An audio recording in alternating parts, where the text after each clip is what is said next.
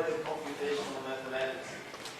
Rob joined Princeton from AT&T, where he was Vice President of Research and responsible for the only lab in the world whose primary focus was data. Inventions by Dr. Calderbank have transformed several fields in communication applications and communication practice, starting with voiceband modems, then advanced read channels for magnetic recording, and finally wireless communications. He has also created the framework for quantum computing, jointly with Peter Shor in around 1994-95. Dr. Calderbank was honored by the IEEE Information Theory Society Prize Paper Award twice. First for his work on C4 linearity of curved and preparatory codes, and then a few years later for his invention of space-time codes. He became an AT&T Fellow in 2000 and received the IEEE Millennium Medal, obviously in the same year, 2000, and last year he was elected to the National Academy of Engineering. Welcome. Okay, well, just managed to figure out how to make the laser pointer work.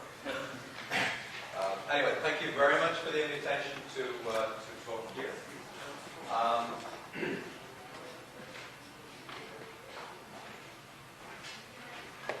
The talk is actually designed in modules.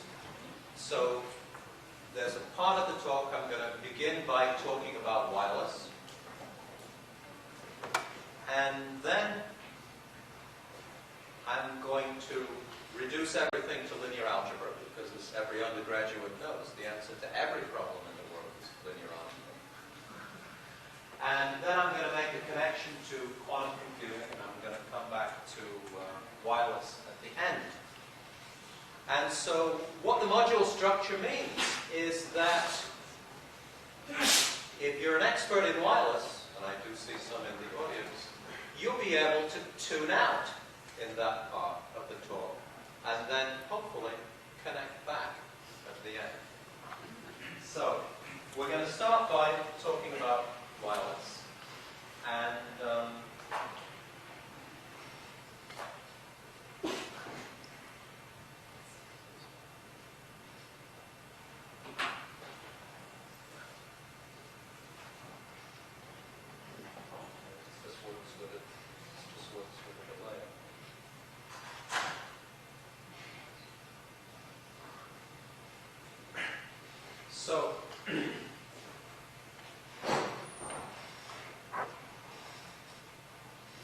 So here in engineering, all branches of engineering, when we're doing communications, so in this picture, for example, you are sitting in this car, which I'm not managing. So you're sitting in the car, and over here the base station is trying to communicate with you. And what's happening is that the base station is investing power in the communication, and you in the car, you're managing, you're experiencing a certain probability of error. So the idea is you pay this price in power, and you get in return a certain error probability. And I'm going to be talking today about coding, in particular space-time coding. And so the idea there is that you do something really clever at the transmitter, and you get the same probability of error in the car with half the power. So what you do is you take the ratio of those two powers, 2, take 10 log to base 10 of the 2, that's a 3 dB gain. And so this is a representation of wireless communication. And the techniques that I'm going to be describing deliver 3, 4, 5, sometimes between 5 and 10 dB in coding gains. And for comparison, I I'd like to talk about something like Reed-Solomon codes for compact disks, which is a different area of coding. In a sense, it's a much simpler area of coding because zeros just get changed to ones and ones get changed to zeros. Here it's much more complicated. I mean, you should think of the base station as really sending a frame or sequence of complex numbers to the card.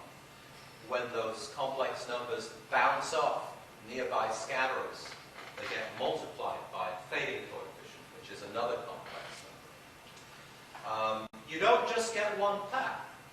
I mean, sometimes you get a direct path, and you get a path that comes to you by some dominant reflector.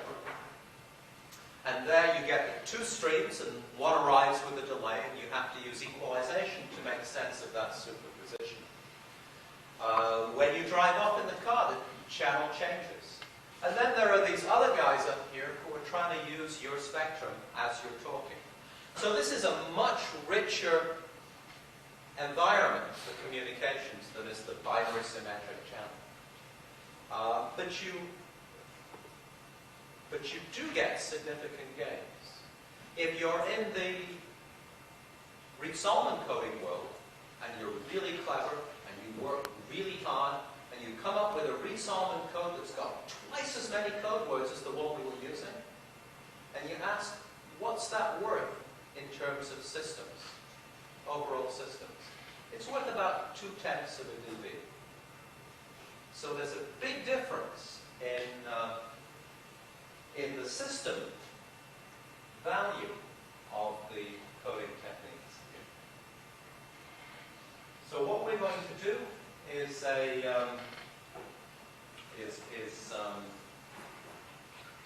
little thought experiment. Okay. So here we're actually in Kansas. Okay, so Kansas is a very flat place. And everywhere in Kansas is line of sight to the base station.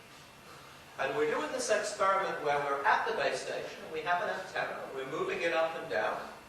And over here, at the mobile, we are keeping track of received signal power.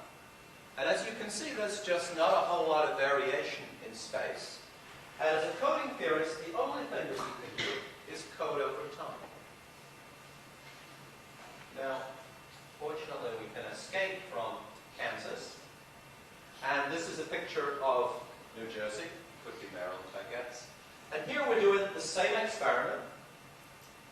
We've got a transmit antenna. We're moving it up and down. We're keeping track of the received signal power. And you see that there's more substantial variation. And what we're going to be assuming here is instead of having one antenna that we're moving up and down, we're going to have two antennas that are spaced sufficiently far apart that we get independent looks of the channel. So the idea is that there's a background model for wireless propagation. It's a statistical model. Every time we transmit a frame of data, we get a realization of that model. We have these two antennas. They're at least half a wavelength apart. We get independent looks. That's the whole motivation for space-time coding. And space-time coding, we're going to correlate the symbols that we send from the different antennas and over time. So now a code word, instead of being just a vector, it's actually an array of 2 dimensions. One of the interesting things about this whole subject is that huge, enormous literature about antenna arrays. Just driven by radar and sonar applications. All of that stuff is concerned with what you do at the receiver. And it was only in the last 10, 15 years that people really started to think about what you could do with the transmitter. Interesting. This is a picture, dates from the time that AT&T and AT&T Wireless were one company, and AT&T Wireless used these little narrowband TDMA channels. So they were 30 kilohertz channels. And what's plotted up here is something called outage capacity. So every time we send a frame of data, we get a realization of the channel. 3% outage means 97% of the time, channel supports that data rate. Bottom line is single transmit, single receive. That's the baseline. The next one up is 2 transmit, 1 receive. The blue one is 1 transmit, 2 receive. And the one on top is 2 transmit, 2 receive. Well, the first thing you see is, you say, okay, we're having this talk about transmit diversity, but I see from this picture that if I had an extra antenna, I should spend it at the receiver, because the blue curve is 3 dB ahead of the green curve. Of course, now, why is it 3 dB ahead of the green curve? The reason is that we're going to keep the total power radiated from the base station constant. So if we have 2 antennas, we're going to be half power from each antenna. So that's 1. And 10 log the base 10 of 2 is 3. And so that's why the blue curve is 3 dB ahead of the green curve. I might say something parenthetical about 30 kilohertz channels. So 30 kilohertz channels was a technical decision that was made by AT&T after getting the best advice in the world from Ericsson. Ericsson persuaded us that 30 kilohertz channels were really better than these ugly 200 kilohertz channels that GSM was using in Europe. And McCaw Cellular, AT&T Wireless, listened to the 30 kilohertz thing. And the technical arguments may even have been right. The thing is that it doesn't matter. What AT&T discovered after a while was that because they had 15 million customers and GSM had 150 million customers, those guys were getting their gear first, like a year ahead, and it was costing half as much. And so this was really an instance where knowing more, being technically sophisticated, just got you further down a path that you didn't want to be on. So you can see that this is an executive view graph. You can see the baseline is about 1 bit per second per hertz. And the value of 2 antennas is it gets you somewhere between, 2 transmit antennas is it gets you somewhere between 2 and 2.5 bits per second per hertz. The way to get 4 to 5 bits per second per hertz is to take 2 different 2 antenna schemes, bolt them together, and do interference cancellation. I'll talk a little bit about that later. So you could produce the same sort of curves for GSM. You just multiply the available data rates by 6 or thereabouts.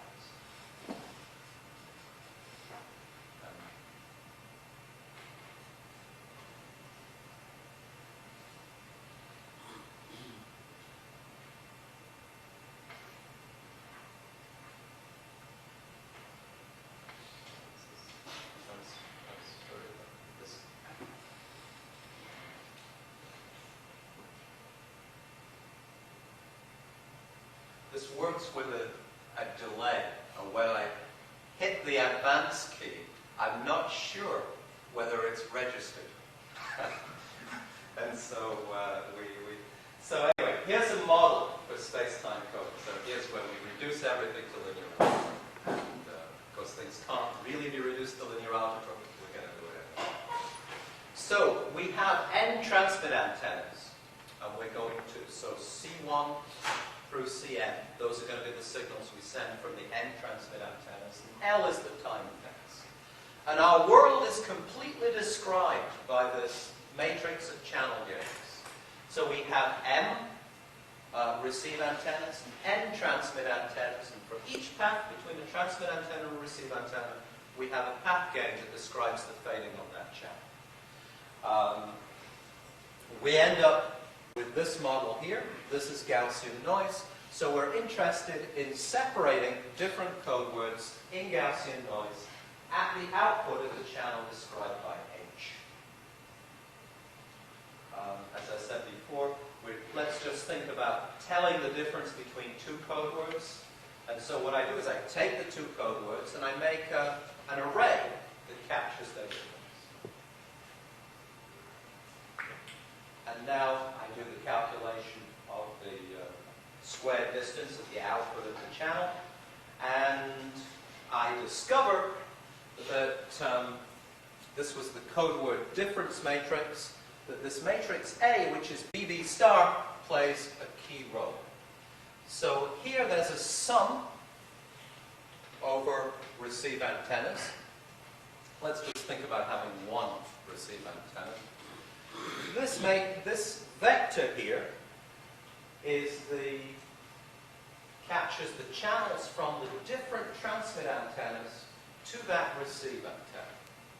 So this is something that's changing statistically. You could imagine it moving around the surface of a complex sphere.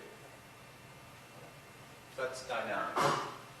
And now you can start to think about this matrix and say, oh, I'm trying to design this matrix. What properties would I want it to have? Well, property number one is that you'd like it to be non-singular. Well, because if it's singular, if it has a null space, then sooner or later, this guy will find the null space, and then your call will die. So you want to have as much rank as you can, and then for a given rank, you want to have the singular values be as big as possible. And if you just pick your favorite, so here I've just picked relative fading as a statistical model, you can calculate the probability of confusing these two code words. This is the baseline SNR for the single system. You can see the rank of the matrix showing up in the exponent. There's always a multiplier of the number of receive antennas. And this thing here is the influence of the singular values. So this R, that's the diversity gain, and this is the coding gain. And so those are the design criteria that we set out in the paper. And actually, when we wrote this paper, we were really modeling ourselves on the Underbuck paper for the Gaussian channel. So we said, Gottfried wrote this great paper on how to code the Gaussian channel. That's a wonderful story because he wrote the paper and he sent it into the information theory transactions. And the information theory transactions replied. They said, great paper, Gottfried. We'd like you to make a few changes. And Gottfried said, I'm not making any changes. Go away.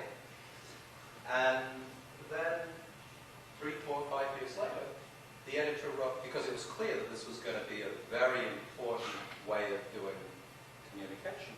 The editor wrote to him and said, you know, forget about those corrections we want you to make. We'll just publish them. So this is not a strategy that we're recommending for dialogue with journals. But anyway, it's a great paper.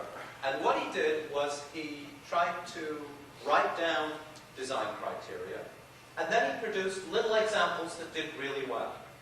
So that's how we actually modeled our paper for space-time codes. And these are the two design criteria. And now I'm going to talk, and actually in that paper we did trellis codes, because actually Calderbank had done trellis codes, and we knew we could make these things in trellis fashion. But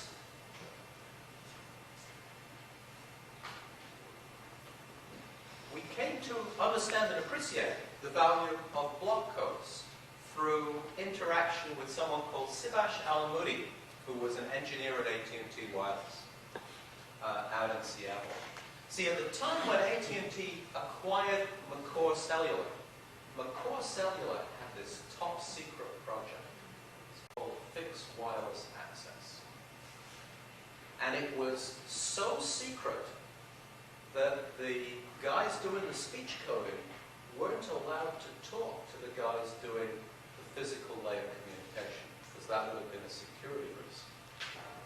And of course, the upshot was that the thing didn't work. And Peter Shor, who's now professor at Harvard, and Ayman Nagui, who runs Qualcomm's 802.20 standards efforts, were working at AT&T, and they flew out to Seattle for a month, and their job was to write the end-to-end specs for this system. And they met this engineer, Sivash Alamoudi, who had come up with this simple way of adding an extra transmitter, an extra transmit antenna, to improve link margin on the fixed wireless system. And this describes his coding scheme. So you have 2 time slots and 2 antennas.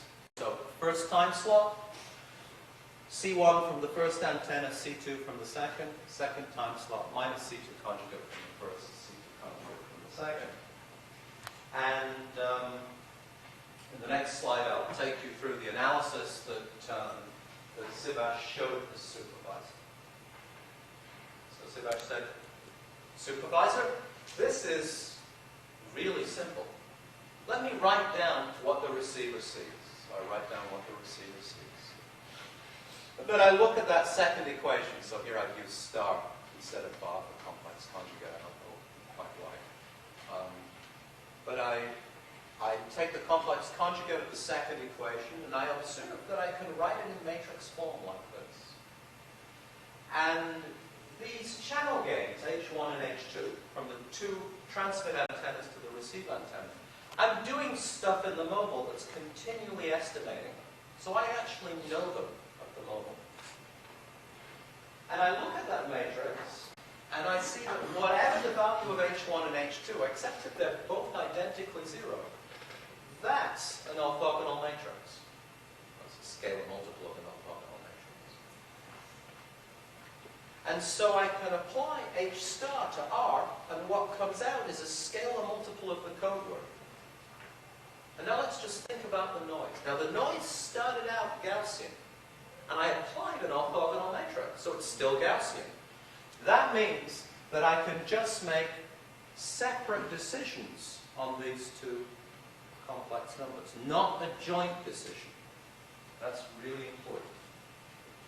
And, you know, if you're a coding theorist and you work in industry, you know that there are people that don't like coding because it steals the available data rate, it's too complicated, it's nasty to implement in silicon. And this is actually coding theory for people who don't like it, because it's just signal processing. Anyway, so Sivash explained this to his supervisor. And the supervisor's response was very interesting. He says, Sivash, says, it's very interesting. He says, but it doesn't work. And Sivash said, what do you mean it doesn't work? I just explained it. And the supervisor said, no. He says, if it worked, it would be in a textbook. And it's not in a textbook, so it doesn't work. And our role was to explain to said supervisor that, yeah, it did work. And in fact, the paper that Sivash wrote, 1998 Communication Society made a list of 50 most important papers in communications since the publication of Shannon's paper, and this paper was one of them. Who is that supervisor now? He probably got promoted. Is that If you're a mathematician, you look at this way of signaling, and you say, let me try an abstractor. Because what in a sense you're doing is you're generating transmit streams with the property that with just linear processing at the receiver you can separate. So let's think about that orthogonality.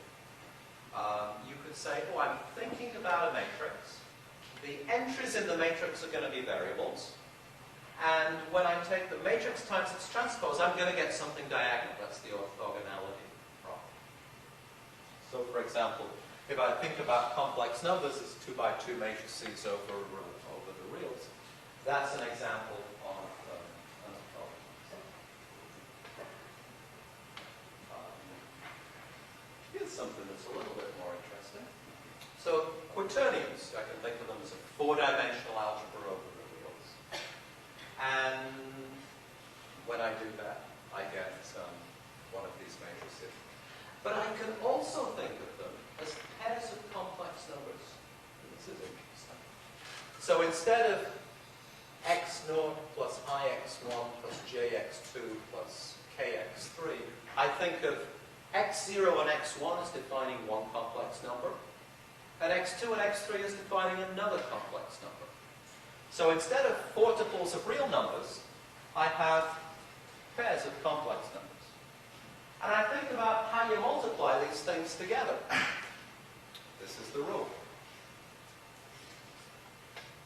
And then I think, and I say, oh, if instead of a pair of complex numbers, I made a 2 by 2 matrix, then the rule for multiplying matrices just coincides with this multiplication. And that, at the bottom, is the Alamudi signaling matrix. So in a sense, what Alamudi did was he discovered the quaternions, just like Hamilton 150 years before. And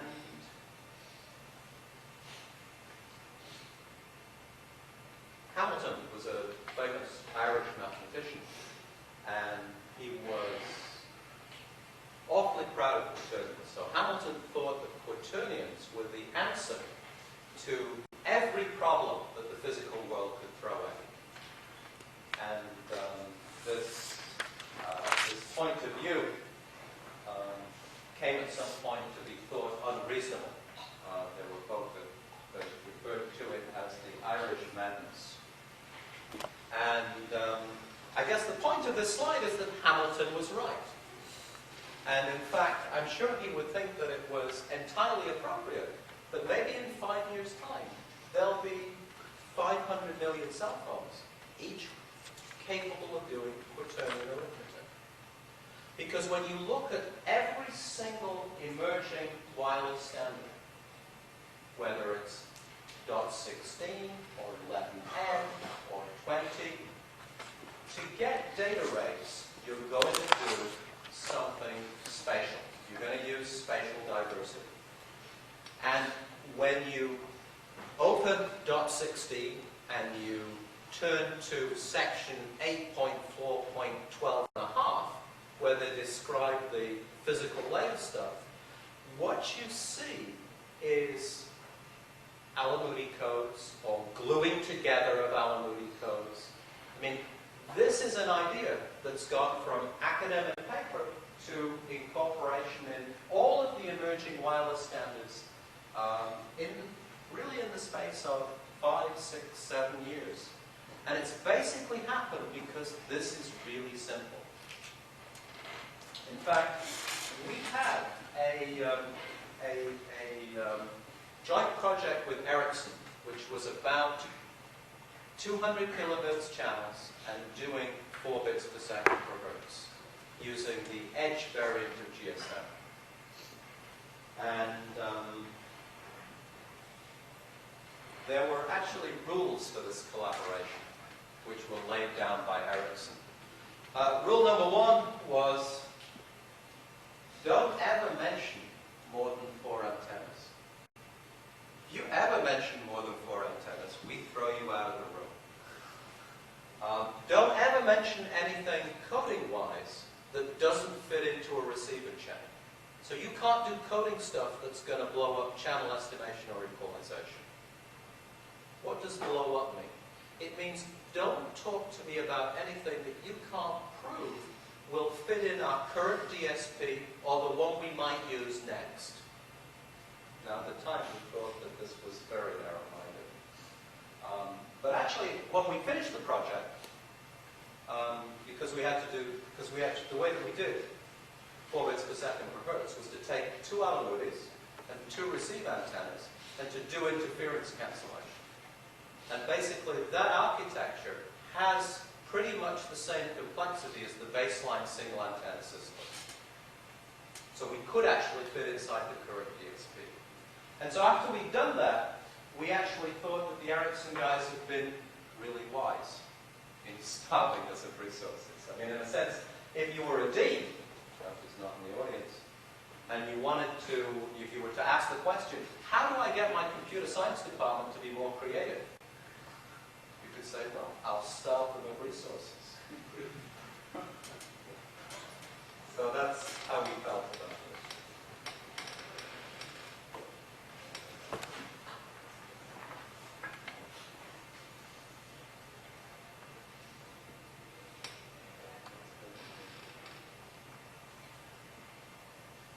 I think what it's telling me to do is not to spend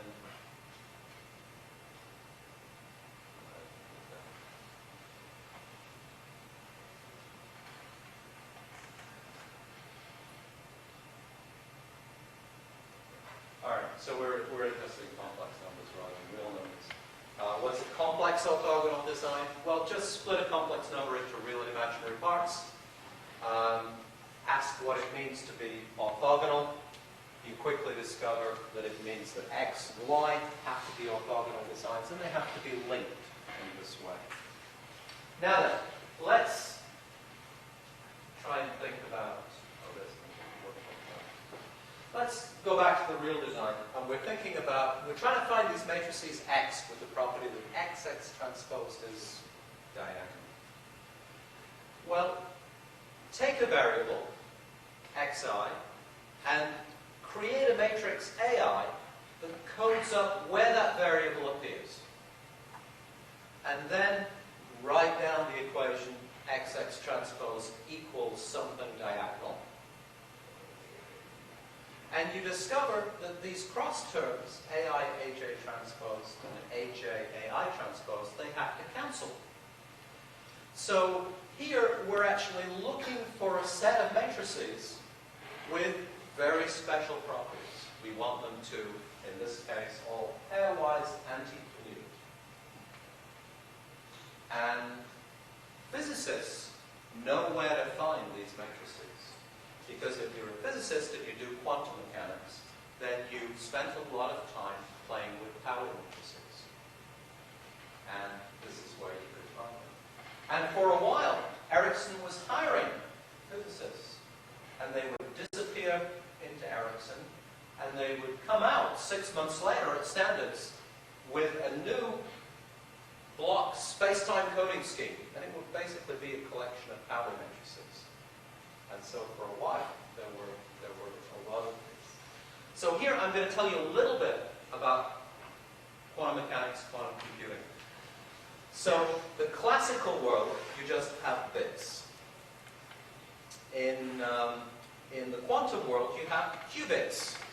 And so what you have is a little two-dimensional Hilbert space. You have two base states, 0 and 1.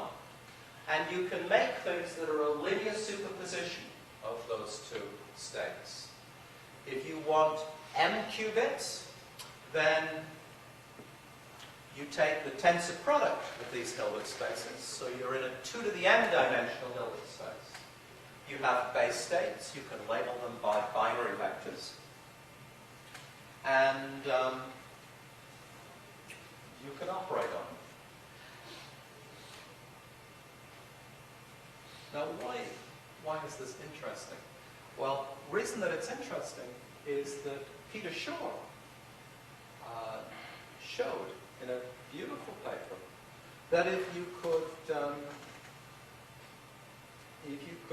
do this in practice, if you could actually control these linear superpositions, then you could actually factor numbers in quadratic time.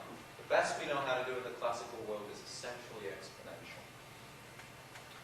So here you can imagine factoring some number. It's about 2 to the m. So you can think of these base states as being numbers that could be potential factors. What Peter does is he starts out by loading the vector where all of these coefficients are the same. And then what his algorithm does is it applies a sequence of unitary matrices to this linear superposition. And what he proves is that as you run his algorithm, if you're a non-factor, your coefficient goes to 0. so that when I make a measurement, I discover a factor with high probability. Now, that's not exactly Peter's algorithm, it's a kind of a variant of it, but it gives you the flavor.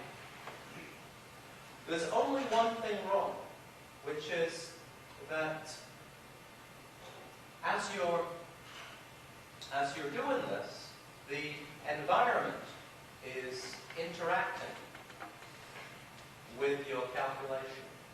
So the environment is actually changing your calculation as you're doing it.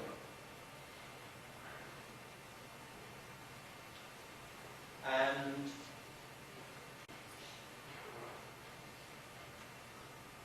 what I'm going to describe is quantum error correction, which is essentially how you can build reliable quantum computers out of unreliable components. So what are the errors?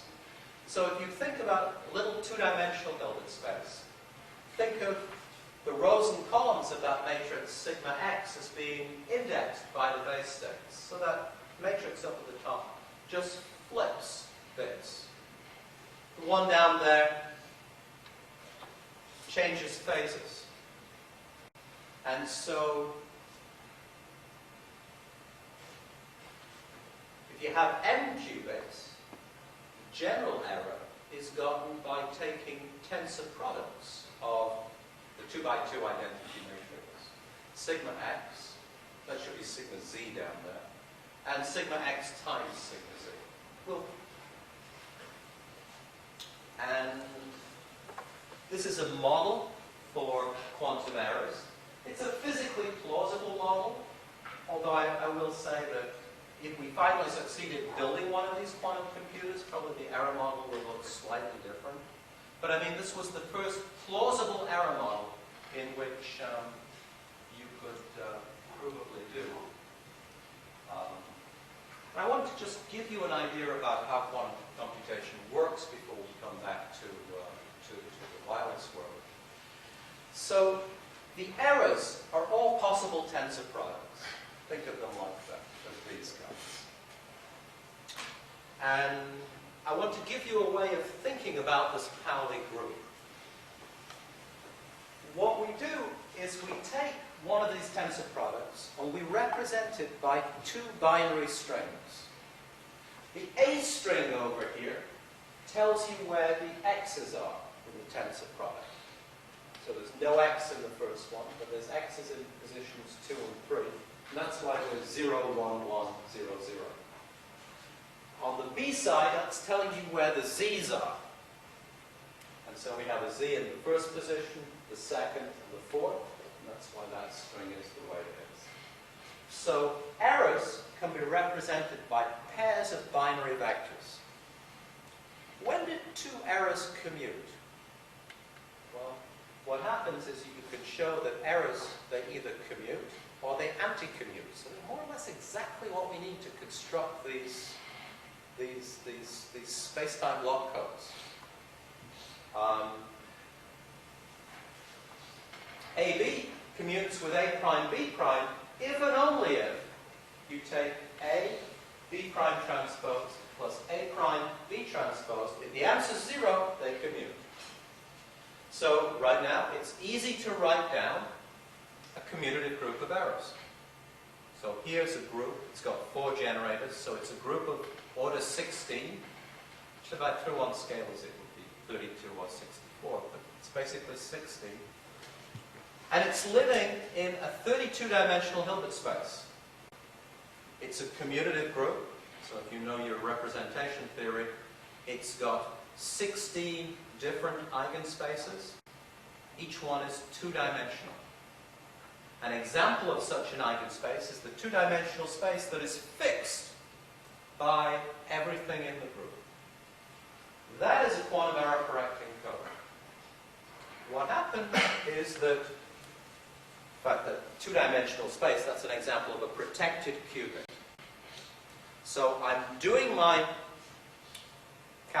Shor's algorithm in my little subspace, and an error comes along. And it takes my protected subspace somewhere. Well, what the math shows you is it takes you to another eigenspace for the same group. It's a little bit like, I don't know, so if you think about classical coding with linear codes, you have a code and you have cosets. You transmit a code word from a code, and an error comes along, and it takes you into a coset. Now the next step is you have to find out which eigenspace you're in without getting any information at all about which vector you are. Because if you get any information about which vector you are, you collapse the calculation. So let's go back to the classical world. We have cosets. How do we get information about which coset we're in without getting any more information than we should get? Well, the answer is syndrome decoding. Linear codes have parity check matrices, and the syndrome maps one-to-one to the coset. So in the classical world, we have a way of recognizing cosets. Now, but I ask you to believe that in the quantum world, we actually have an analog of syndrome decoding. We can actually recognize eigenspaces. All right, so we know which eigenspace we're in. And now we just have a list up on the side. Because for each eigenspace that we could have gotten to, there's a most probable way to have gotten there. That is to say, the way that involves an error in the fewest number of qubits. So we just deterministically reverse. And then if no more than that number of errors have happened, we've got a way of doing quantum algebra. That's how quantum algebra works.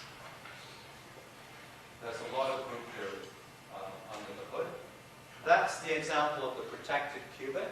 So this goes with so this is all in this 32-dimensional Hilbert space.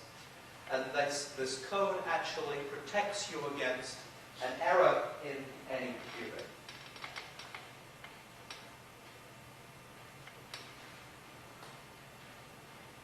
And now we can go back to the wireless designs, where we're interested in a sense. So we've got an array of size n, and we're interested in how many variables we can pack in and have this orthogonality property. Now, this is a question that was studied by number theorists in the first part of the last century. And in a sense, the answer is quite pessimistic. So here, you take n,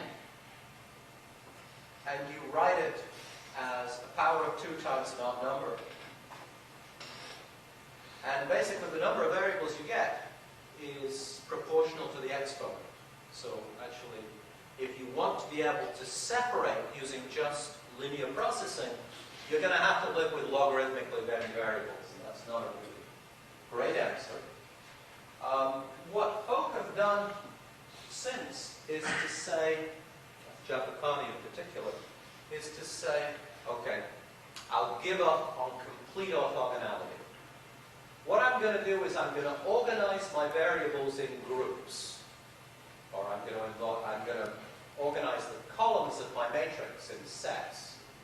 And this set is going to be orthogonal to that set, but inside a set, I'll have to do a search over all possible combinations. There are still theorems that you could prove using this machinery about fundamental limits on quasi-orthogonal codes of Giappicani. Complex designs, it's not really much more difficult than real designs. The algebra is a little bit more involved, but at the end of the day, we're looking for a bunch of matrices and we want to control their commutativity properties. And the way that we look, the place that we look to find these things is the Pauli matrices. This is a theorem that was sitting over in the combinatorics literature. I'm sure not sure that Wolf ever thought that it would connect to communication. But it's about complex designs.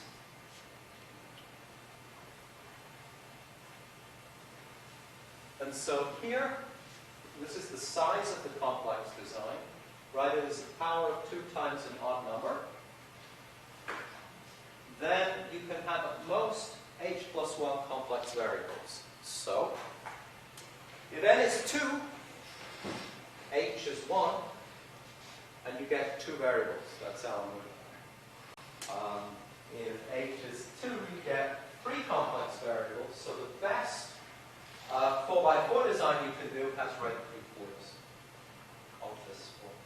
Now it's possible to do nonlinear things and get a full rate, but that's a different story.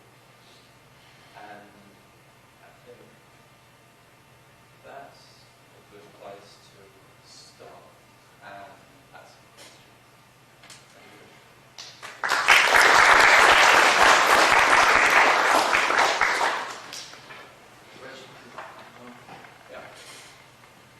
So we have the simpler mathematics, okay?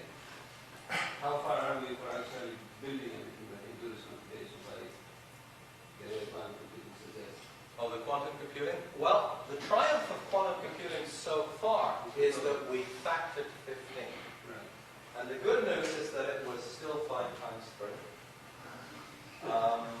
And that involved basically building 20 qubits. Essentially, well, I mean, some of these qubits are kind of virtual.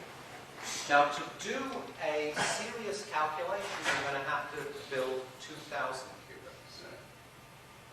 And we don't yet have a macroscopic physical system that's capable of doing that. There are a lot of people trying really hard. No one's identified a fundamental physical reason why it's impossible. But here we go again. So here in this talk, the significance is that by identifying the mathematics from quantum computing to the wireless, you have a clearer way of describing analytical sense. Is that correct? Well, what I would say is that since there's a logic one, I mean, which is that people often think that there's pure mathematics and there's applied mathematics, and that somehow they can tell the difference between the two. I guess the point here is, I would say, I don't believe that. I mean, this is not what you think of as classical applied mathematics, but it's nevertheless very useful and I would say that the Pauli matrix machinery has entered into the fabric of code construction for wireless systems with multiple antennas. That you don't, because of its simplicity, you don't really see other stuff. It's really beaten out all of the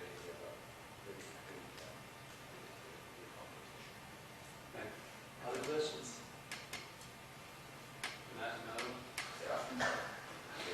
So now let's push this. So the Zebra kind does cause your problem, right? Now an example you can say that what cause your problem means, it means that I have essentially non-commutative construction, right? So now there is a construction. We said before, take a little bit of space where the things do not commute, with what's called an ancillary apparatus, always be another little bit of space, which in reality needs another device, attached to the first one. In the new space, that's Neymark's theorem, you can actually have things that they commute.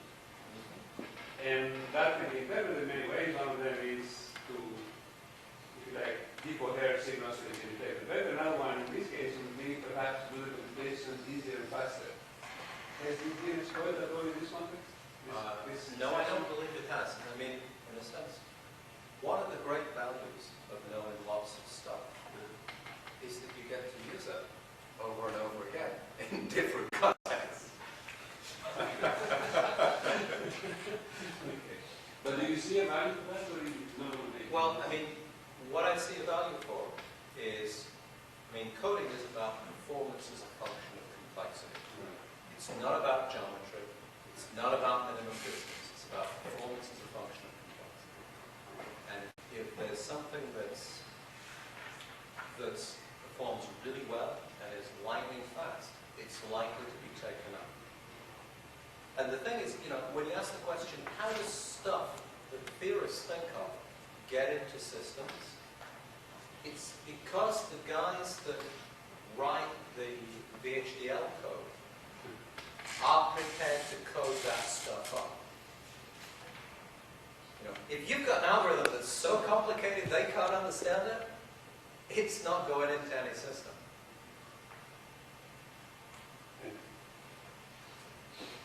More questions? John? I asked him, I wonder. There will be a round table at 2:15. Everybody is welcome to talk to Dr. Calderbank. Thanks again.